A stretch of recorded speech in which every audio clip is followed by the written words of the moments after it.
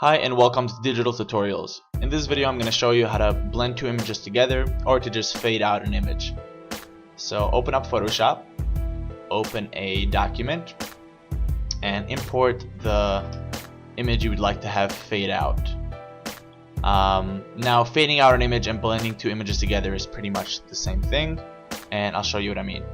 So having your image here, what you want to do is put a layer mask. So go over here, select your layer, and click Add Layer Mask.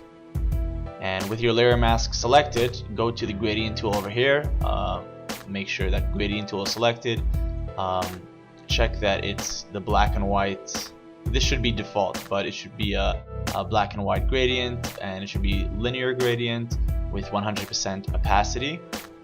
I have reverse selected because of the direction that I create the gradient. Dither and transparency should be selected. And the mode, you can have it in normal, multiply if you want to add a few different fades, and I'll show you in a minute.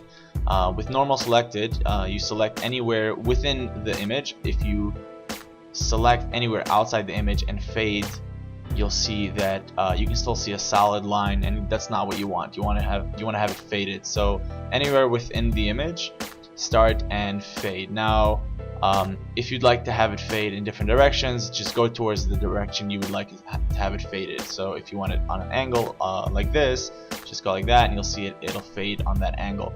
I would like it straight down, so if you want it to be in a straight line, just select hold shift while you fade down, and there you go, and there's your faded image. And this is a really nice a nice stationary card.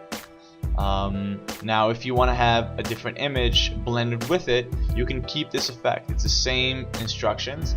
I'm just gonna bring in a different image and place it underneath this image, and as you can see, it looks like flowers in front of the sky. Not exactly, you can still see the line of the sky, and that's not what we want.